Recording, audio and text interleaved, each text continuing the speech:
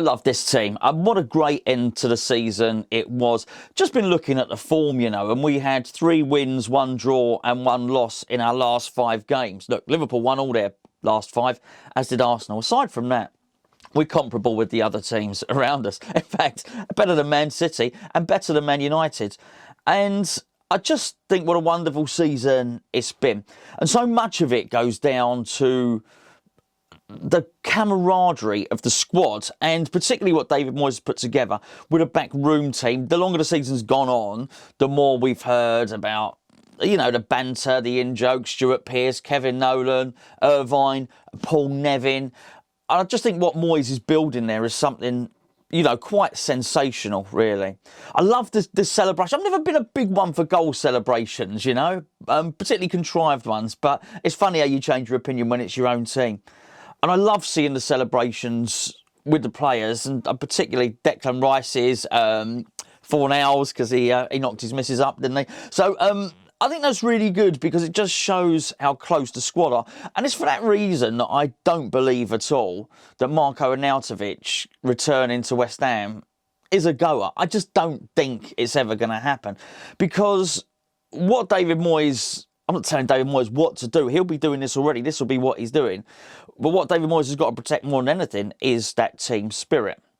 And for too long we've scouted incorrectly. We've brought in the wrong type of player. We've brought in players that don't just fit, but also they're injured. And there's loads of other things. So I've thought for some time we've got to scout better for fitness and injury records, and you've got to scout for personality. You've been watching this channel for a long time. I've been saying it for years, right?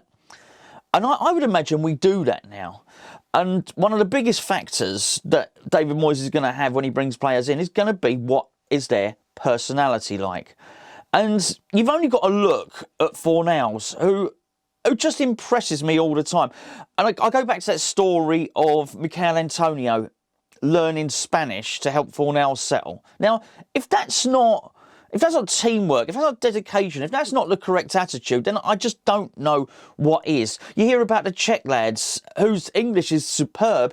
They come over, they train on their days off. They've completely absorbed themselves into the whole ethos of West Ham and to the whole sort of West Ham family. I just think it's remarkable what David Moyes is building there.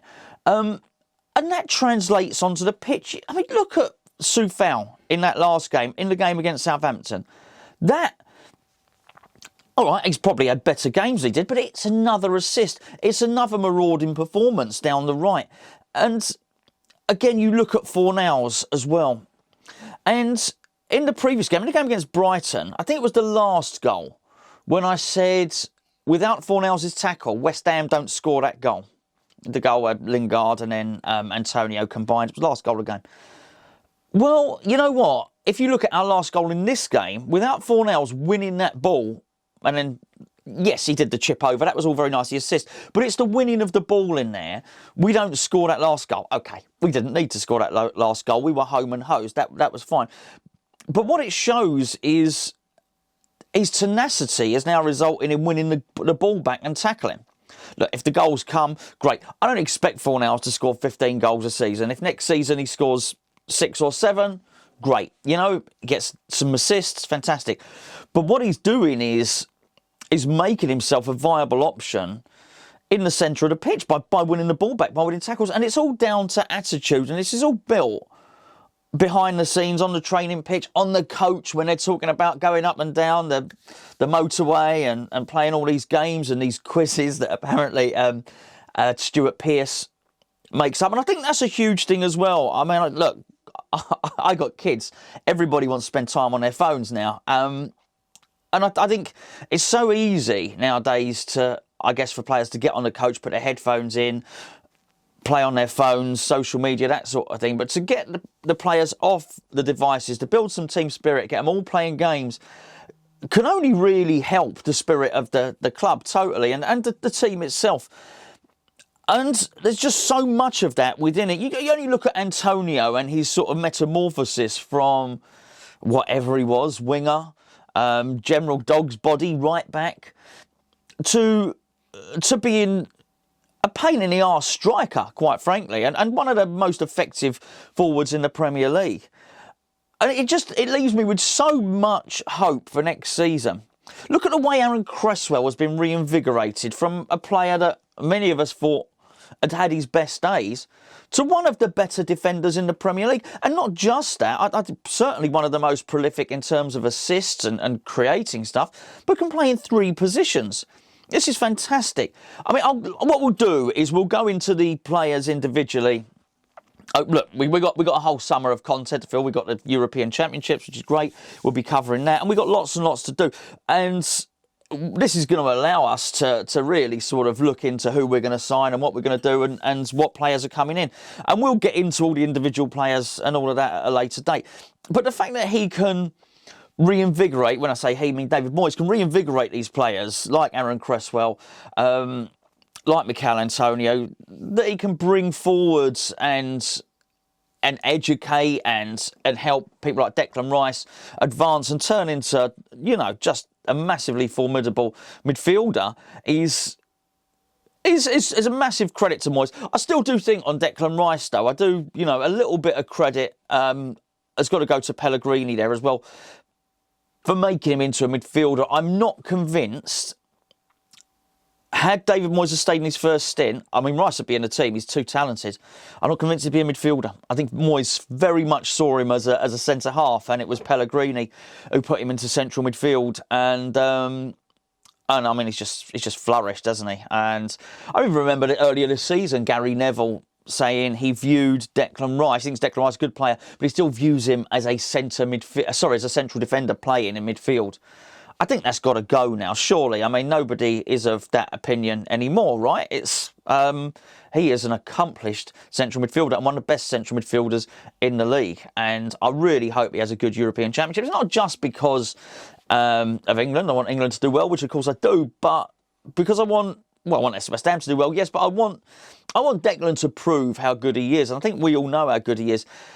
The wider world are not quite so certain yet. I mentioned to Gio, if you saw our video that we did about the players and who should get Hammer of the Year, and I really meant it when I said I felt this is the season when Declan Rice was vindicated to other fans, when other fans turned around and said, yeah, I get it, you're right, he is really good. I think seasons before that, people were saying I don't know what all the fuss is about. The case in point would be Longstaff at Newcastle. When the Newcastle fans are saying, well, Longstaff's much better than Declan Rice, well, he isn't. I know they're different players, but he's one of those that I just think later on his career, people will say, oh, he was a really good player. Carrick was like that, actually. Carrick was like that. It really took Carrick to get into his 30s, and people said, oh, actually, he's a really good player. Yeah, well, he always was a really good player. It just took everybody else a long, long time to notice it. But the team is fantastic. I think Ogbonna's staying around. Look, what is he, 33, 34, something like that? He shows no sign of lowering his standards. The Dawson signing was a masterstroke. Who would have thought it? Who would have thought it? A loan signing from Watford, a relegated player, to come in on loan. And I don't know, look, I will go into this in more detail when I get to when I deal with the other players individually. But when we were being linked and rumoured with Tarkowski for 30 million, we don't get him and we bring in a loan signing from Watford. Who could honestly have believed he'd be as good as he is? And he is fantastic. And we made the deal permanent, didn't we, for 3 million? Something like that. It's an absolute bargain. And this is what gives me absolute faith that going forward, we're going to be able to bring in players. It's why I'm relaxed about the Lingard situation. I would like Lingard to come in. I'd like him to be signed permanently. It takes out that whole the personality and the camaraderie and the banter and what he brings to it takes the uncertainty out of that, because we know he's going to fit in. We know he's going to slot into the team. But I am relaxed about it, because I know if Lingard doesn't come in, I have absolute faith that whoever David Moyes does bring in, it will be fine. I'm really quite relaxed. Look, I know Gio discussed the transfer budget last night. We'll discuss it. Maybe we'll discuss that tomorrow or something like that. But I do think that if it's 50 million, 85 million, I don't know. I'd be amazed. I'd be delighted if it was 85 million. I really would. But even if it's 50, I still have faith, and I've said this consistently, that David Moyes will bring in the right players, will bring in good players, but the padding around the signings that cost money, like the loan signings, the free transfers, will be good and will do a job and will be thoroughly researched. And I don't mind him. In hindsight, I don't mind him not bringing the striker in now. Actually, it's fine. If that has given him an extra bit of time to do his research and to get some more targets he's more certain of, then fine. And he said it himself in a very, very recent interview. He didn't want to go down to his third or fourth choice. He didn't want to. Well, that's good. That's good. At least it shows that he knows he's dealing with a club with a limited budget, as I'm sure most are, apart from Man City and Chelsea and people like that, with a limited budget. So he didn't want to waste his money. Totally understand it, and it makes total and utter sense. But I love this team. I love this team. And there's a feel-good factor now. This is a good time to be a West Ham fan. And my word, we deserve it.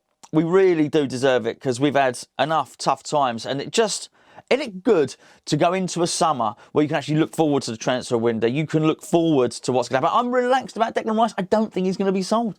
I really don't. I don't think it's brinksmanship. I don't think it's gameplay. And I don't think we're playing possum. I don't think we're trying to drive the price up at all. I do believe that genuinely he is not for sale. And I do genuinely believe, listening to the man talk, that he doesn't want to leave. I'm sure one day that'll be different. If we don't keep progressing, I'm sure one day he'll want to go and play for a Champions League club or something like that. But this season, I don't think so. I think he wants to be with West Ham next season. I think he sees himself as the captain. He is really the captain, obviously not the club captain. And he's probably quite proud and quite looking forward to continuing his rise as a player and his education, and take us into the Europa League, into the group stages. I mean, it's fantastic. But I loved that game against Southampton. Absolutely loved it. The highlight of it was our resilience. As I said, I felt like they were crashing against a brick wall, Southampton. Such was the resolute nature of our defence. We're organised, we're motivated, we have great team spirit. And I tell you what, when we start to pass that ball around, we ain't bad at that either.